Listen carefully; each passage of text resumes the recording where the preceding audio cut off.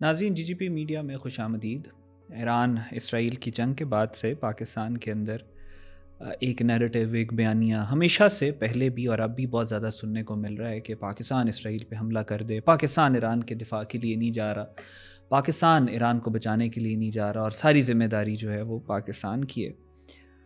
ज़ाहिर है एक जो हुआ है ईरान में उसको देखकर पूरी मुस्लिम दुनिया में शायद ही कोई मुसलमान हो जिसका दिल रंजीदा ना हो। लेकिन when we talk about wars, when we talk about geostrategy, जब हम जियो पॉलिटिक्स की बात करते हैं ना, तो हमें चीज़ों को रियलिस्टिकली देखना चाहिए, चीज़ों को इमोशनली नहीं देखना चाहिए और हमें वो सच बोलने चाहिए कि जिसके बाद जो एटलीस्ट सच बोलने से किसी का नुकसान नहीं होता।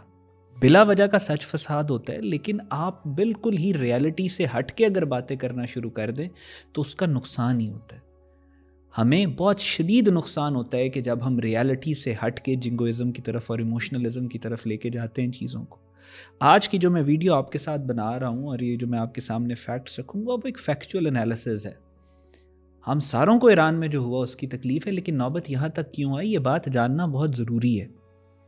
ईरान की मदद कौन कर सकता है? चाइना रशिया कर सकते हैं, पाकिस्तान कर सकता है, सऊदी अरेबिया कर सकता है, कतर कर सकता है, यूएई। कौन सा मुल्क ईरान की मदद कर सकता है? कौन सा मुल्क ईरान की मदद नहीं करना चाहता? किस तरीके की मदद पॉसिबल है, किस तरीके की मदद पॉसिबल ही नहीं है, और आगे होगा क्या? ये तारीख जानना सबके लिए बहुत ज़रूरी है और हमें चीज़ों को रियलिटी के साथ देखना चाहिए। मैं अक्सर देख रहा हूँ हर जगह के ऊपर कि ईरान ने ये कर दिया, ईरान ने वो कर दिया, और ये सारा कुछ जो हकीकत है, जो ईरान के सक्सेस है, वो हमें ईरान को बताने चाहिए। जो ईरान के सक्सेस नहीं है, वो वीकनेसेस जो हैं, वो जब तक सामने नहीं आएंगी दुनिया के, जब तक ईरान को पता नहीं होगा उन वीकनेसेस का, तब तक ईरान आप उनको छुपाते रहेंगे तो उसका फ़ायदा नहीं है, उसका उल्टा नुकसान होगा। कुछ फैक्ट्स मैं आपके सामने तारीखी तौर के ऊपर रखूँगा। न्यूक्लियर, ईरान के जो न्यूक्लियर प्रोजेक्ट के ऊपर ही ये सारा जंगें हो रही हैं ना। आज जिन मुल्कों के पास न्यूक्लियर हथियार मौजूद हैं वो ममालिक सेफ़ हैं। उनके साथ उनके ऊपर हमले करने की, जंगें करने की, उनको बुली करने की हिम्मत किसी में नहीं है। ना नॉर्थ कोरिया को कोई बुली कर सकता है, ना पाकिस्तान को कोई कर सकता है, ना बाकी न्यूक्लियर पावर्स को कोई बुली कर सक रहा है। और जहाँ तक ईरान के न्यूक्लियर प्रोजेक्ट की बात है, आप सिर्फ ईरान के न्यूक्लियर प्रोजेक्ट और न्यूक्लियर कैपेबिलिटी और उनके जो ट्रेजेक्ट्री थी, डिप्लोमेसी थी, न्यूक्लियर पावर, उनके न्यूक्लियर पावर बनने को लेकर, और पाकिस्तान को आप कंपेयर करें।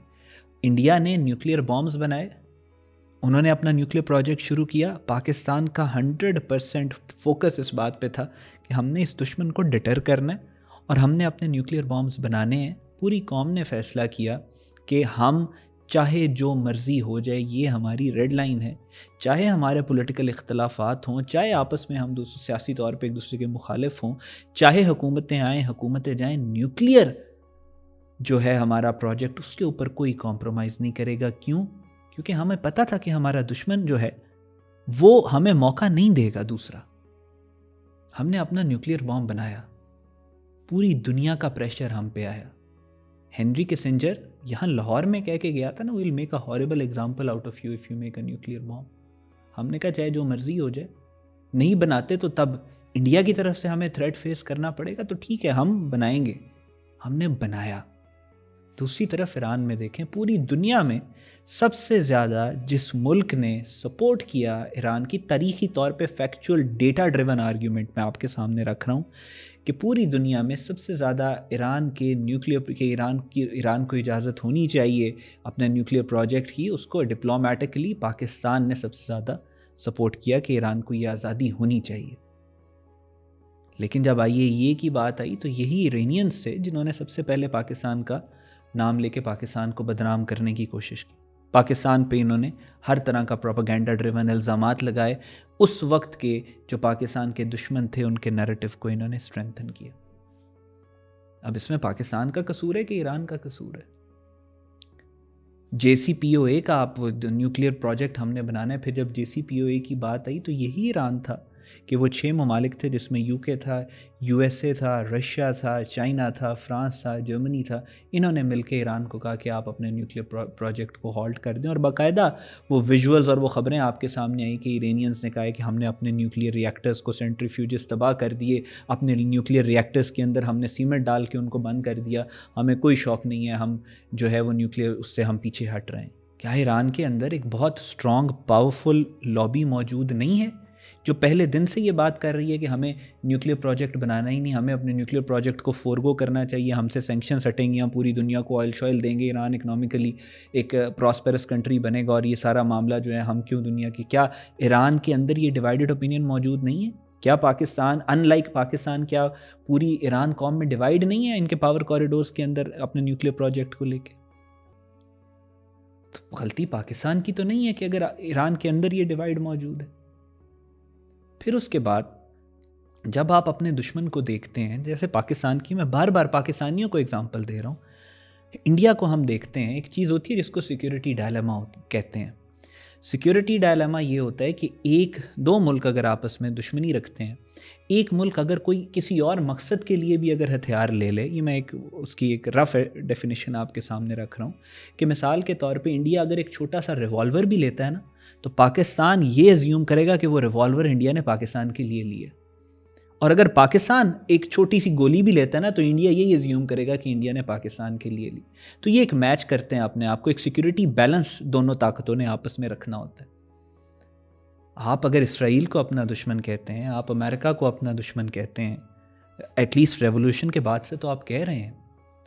सो वो आपके दुश्मन जो थे वो अपनी कैपेबिलिटीज़ को एनहांस करते जा रहे थे, वो अपनी एयरफोर्स को रीडिफाइन करके इतना रेवोल्यूशनाइज करके ऊपर ले गए जिद्दत के साथ। आप जिसको दूसरा दुश्मन कह रहे हैं यूएस, वो भी अपनी एयरफोर्स को उन्होंने किस जनरेशन के ऊपर ले गया। और आप आज भी आफ्टर 50 ईयर्स आप वो जहाज़ उड़ा रहे हैं जंग के दौरान ईरान के।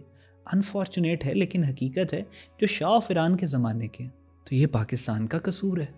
क्या इरानियंस को इस बात का ख्याल नहीं था कि इसराइल किस तरीके से अपने आप को डेवलप का? आपने रिटोरिक की हद तक तो रखा इसराइल को, अमेरिका को, लेकिन क्या आपने ग्राउंड के ऊपर प्रेपरेशंस की?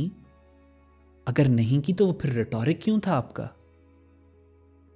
सो ये बात एक फैक्ट है। फिर उसके बाद जब यहाँ पे इसराइल अपनी कन्वेंशनल आर्मी बना रहा था, अमेरिका अपनी, जो ये कहते हैं कि हमारा दुश्मन है, जब ये सब कुछ हो रहा था तो ईरान क्या कर रहा था? ईरान प्रॉक्सीज को इंट्रोड्यूस करवा रहा था मिडल ईस्ट में। And this is a very unfortunate reality कि जब वो कन्वेंशनल आर्मीज, एयरफोर्स, नेवी के ऊपर काम कर रहे थे, ईरान ने $30 बिलियन उन प्रॉक्सीज पे लगाया कि जिनका कोई फ़ायदा नहीं हुआ। मुझे आप खुद बताएं, लेबनान एक अच्छी तगड़ी इकॉनमी, एक ताकतवर मुल्क, उसको आपने बैकयार्ड बना दिया हिजबुल्लाह का।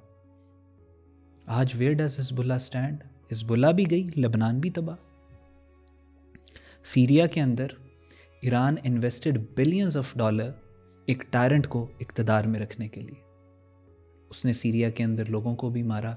उसकी वजह से जो सिविल वॉर है वो भी ज़्यादा हुई। इन्फ्लेमेटरी जो इन्फ्लेमेशन हुई उस सिविल वॉर की वजह से हुई। एंड पे फ़ायदा उसका किसने उठाया? इसराइल ने उठाया। आज सीरिया भी तबाह, और जो ईरान की प्रॉक्सी थी सीरिया में वो भी तबाह। यमन के अंदर आप देखें, आपने वहाँ पे भी जो है कॉन्फ्लिक्ट के अंदर एक प्रॉक्सी थी, दूसरी प्रॉक्सीज थी, वही सिविल वॉर हुई। Yemen also stand nowhere. और जो हूतीज थे वो इस वक्त आज कहाँ पे खड़े हैं आप सबके सामने? वही बिलियंस ऑफ डॉलर्स। आज ना हूती स्टैंड कहीं पे करते हैं, ना यमन एज अ पावर मौजूद है। क्या हुआ फ़ायदा? वही $30 बिलियन आप अगर अपनी कन्वेंशनल आर्मी बिल्ड करने में लगाते तो आज चीज़ें कहाँ की कहाँ पे होती। आपके कासिम सुलेमानी को शहीद किया गया, उनके करीब तरीन लोगों ने इन्फॉर्मेशन दी, कोऑर्डिनेट्स डिस्क्लोज़ किए। आपने कहा ये हमारी रेड लाइन है, हम बदला लेंगे। क्या आपने बदला लिया कासिम सुलेमानी? क्या डिटरेंस आपने क्रिएट की? जब आप डिटरेंस नहीं क्रिएट करेंगे तो ये न्यू नॉर्मल बनेगा। इंडिया ने पाकिस्तान के ऊपर 6-7 मिसाइल मारे, पाकिस्तान ने उसी लम्हे जवाब दिया, फिर दोबारा जवाब दिया। क्यों? उसकी वजह थी कि पाकिस्तान इसको न्यू नॉर्मल नहीं बनने देना चाहता। अगर आप ये चाहते थे कि आपकी सारी क़यादतें ख़त्म ना हों तो आपको चाहिए था आप कासिम सुलेमानी की शहादत के ऊपर उनको जवाब देते। आपने नहीं दिया। आपके न्यूक्लियर साइंटिस्ट सारे across the board, every nuclear scientist was murdered. आपने जवाब नहीं दिया। फखरीज़ादे शहीद हुआ, आपने जवाब नहीं दिया। इस्माइल हानिया पूरी दुनिया घूम के आए, एंड पे उनका मिसाइल उनके होटल के कमरे के अंदर आके लगा। किसी ने अंदर से बैठ के कोऑर्डिनेट्स दिए। क्या आपने तहकीक की? क्या आपने इन्वेस्टिगेट किया? क्या इन्होंने सजाएं दी? प्रेसिडेंट ईरान का शहीद हो गया, को गद्दार लटकाए, डेटरेंस क्रिएट की। फॉरेन मिनिस्टर शहीद हो गया, डेटरेंस क्रिएट की। पाकिस्तान ने करनी थी। आपने हिजबुल्लाह तैयार की, पूरे आपने उनकी वीडियोस और इंफॉर्मेशन वॉरफेयर सारी चली, हसन नसरुल्लाह की जो जमात थी, और आपने उसको एक पूरा मुल्क भी लेके दिया, लेबनान, इस मकसद से ये कहकर कि ये इसराइल का हम काउंटर बैलेंस तैयार कर रहे हैं। जब गाज़ा के ऊपर वो सारा मामला हुआ, क्या किया हिजबुल्लाह ने? जब इसने अटैक लॉन्च किया हिजबुल्लाह पे, उसके अटैक लॉन्च कर, जब गाज़ा के ऊपर अटैक किया इस दफ़ा 3 साल पहले इसराइल ने, तब से हम उसके 24 घंटे 48 घंटे के बाद से हम सुनते आ रहे हैं कि आज बड़ा ऐलान होगा हिजबुल्लाह का, आज बड़ा ऐलान होगा हिजबुल्लाह का, आज बड़ा ऐलान होगा और हिजबुल्लाह इसराइल के ऊपर हमला कर देगी, आज बहुत बड़ा कुछ होगा और वो अनाउंसमेंट होगी। वो बड़ा ऐलान अभी तक नहीं हुआ और हिजबुल्लाह ख़त्म हो गई। हसन नसरुल्लाह और सारी की सारी Hezbollah finished without fighting. Iraq के अंदर अगेन वही आपने प्रॉक्सीज को सपोर्ट किया, वही प्रॉक्सी वॉरफेयर इराक़ के अंदर भी एक सिविल वॉर हुई। नतीजा क्या निकला? क्या कोई इराक़ के अंदर सिविल वॉर का, सीरिया के अंदर प्रॉक्सी वॉरफेयर का, लेबनान के अंदर प्रॉक्सी वॉरफेयर का, मिडल ईस्ट के अंदर प्रॉक्सी वॉरफेयर का, क्या मुसलमान, किसी मुसलमान दुनिया को उसका कोई रत्ती बराबर भी फ़ायदा हुआ है? अगर हुआ है तो प्लीज़ ये वीडियो में नीचे कमेंट करके मुझे ज़रूर बताइएगा। उन प्रॉक्सीज़ ने क्या काम किया? इराक़ अमेरिका के हमले के बाद it has been turn into a mass grave. By the way, Iraq के ऊपर अमेरिका के हमले को ईरान ने सपोर्ट किया था।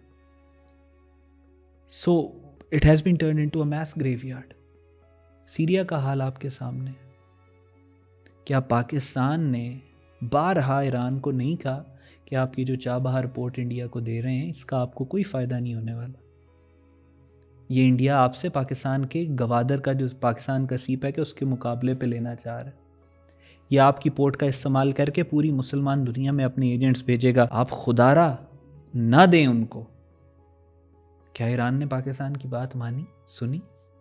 सब बात ये है, ये बात करते हैं रशिया और चाइना ने ईरान को सपोर्ट नहीं किया। मैं हकीकत आपके सामने ये रखता हूँ। व्लादिमीर पुतिन के एडवाइज़र है अलेक्जेंडर ड्यूगिन, उनको सुनिएगा यूट्यूब के ऊपर। एस्केटोलॉजिस्ट है, एंड टाइम्स के ऊपर बहुत काम करता है। वो कहते हैं हमने आपसे चंद महीने पहले ईरान को राइजिंग लाइन 1 से पहले कहा था कि आप हमारे साथ डिफेंस पैक्ट कर लें कि attack on Russia will be considered attack on Iran and attack on Iran will be considered attack on Russia. तो कहते हैं ईरान ने ये बात हमारी नहीं, उन्होंने कहा कि नहीं, हमें ये नहीं चाहिए, ये हमारी जो पॉलिसी है कि हमने स्ट्रेटेजिक रिस्ट्रेंट से चलना है, हमने ज़्यादा प्रोवोक नहीं करना अपने दुश्मनों को, हम वो नहीं कर सकते। क्योंकि उसके ऊपर प्रेशर था, ड्यूगिन के ऊपर प्रेशर था कि आप लोग ईरान को सपोर्ट क्यों नहीं कर रहे। तो आगे से उसने जवाब दिया था, ये गौर से जवाब सुनिएगा। उसने आगे से कहा था, we can support you in your fight but we can not fight on your behalf. हम जंग में आपको सपोर्ट कर सकते हैं लेकिन हम आपकी जंगें नहीं लड़ सकते। आज यहाँ पे मैं सुन रहा हूँ कि भाई पाकिस्तान इसराइल पे हमला कर दे, उन्होंने ईरान को ये कर दिया, वो कर दिया। भाई क्या आपको पता है, क्या ईरान ये चाहता है कि पाकिस्तान उसके लिए इसराइल पे हमला कर दे? बाकी बातें तो बात की, कर सकता है, नहीं कर सकता? नहीं, Iran does not want to escalate. किस दुनिया में आप लोग रहते हैं जिस तरह उसने रशिया के साथ डिफेंस पैक्ट नहीं किया क्योंकि वो एक हद से ज़्यादा एस्केलेट नहीं करना चाहता चीज़ों को, उस तरह ईरान भी ये नहीं चाहता कि सारे मिलके जाएं और इसराइल के ऊपर ईरान के लिए हमला कर दें। देयर इज़ अ बैलेंस जो ईरान लेके चल रहा है, उसकी पॉलिसी है स्ट्रेटेजिक रिस्ट्रेंट की। ये उसी तरह है कि कासिम सुलेमानी की जब शहादत हुई उसके बाद उसने बिल्कुल चीज़ों को पैसिफाई किया। उसने कहा कि जी मैं यहाँ से आगे बढ़ना चाहता हूँ, मैं कुछ नहीं करना चाहता। और एक मुल्क है नहीं नहीं नहीं नहीं नहीं नहीं, नहीं। कासिम सुलेमानी की शहादत हुई है, लिहाजा हम अमेरिका के ऊपर भी हमला कर देंगे, इसराइल के ऊपर भी हमला करेंगे। तो ईरान आगे से कहा कि भाई हमारे ज़्यादा सगे ना बनो, हमारी ये पॉलिसी नहीं है, तुम ये क्यों कर रहे हो। हाँ, ऑप्टिक्स के ऊपर सोशल मीडिया पे आपको वीडियोस बड़ी नज़र आएंगी बड़े तरानों के साथ, हकीकत लेकिन मैंने आपको इसकी आपके सामने रखी है। सो बहरहाल ये एक रियलिटी है, although it is going to be very painful for a lot of people to digest, लेकिन प्लीज़ हकीकत के साथ थोड़ा सा तो सिंक्रोनाइज कर लें। बिल्कुल ही अनरियलिस्टिक किस्म के सिनेरियोज बना के तो हवा के अंदर आप लोगों ने एक पूरी बिल्डिंग पाकिस्तान के अंदर हमने खड़ी कर दी है जिसका हकीकत से कोई ताल्लुक है ही नहीं। हमारा सारी मुस्लिम दुनिया का दिल इस तकलीफ़ में है कि ईरान के जो सुप्रीम लीडर हैं उनकी शहादत हुई है, लेकिन जहाँ पे गलतियाँ हैं, जहाँ पे गद्दारी है, जहाँ पे ट्रीज़न है, उसको आइडेंटिफाई तो करें। और बाकी जो चीज़ें हैं, जो जियो स्ट्रेटिजिक वॉरफेयर होता है, वो बड़ा ज़्यादा स्ट्रेटजी बेस्ड होता है, वो इमोशन और रेट्रिक बेस्ड नहीं होता। तो थोड़ी सी ख़ुद भी रिसर्च कर लें। जो सारी चीज़ें मैंने आपके सामने रखी हैं, इसको एक दफ़ा ख़ुद भी पढ़ लें तो आपको ख़ुद भी थोड़ा सा अंदाज़ा होगा कि हकीकत कहाँ पे लाई करती है। पाकिस्तान जिंदाबाद।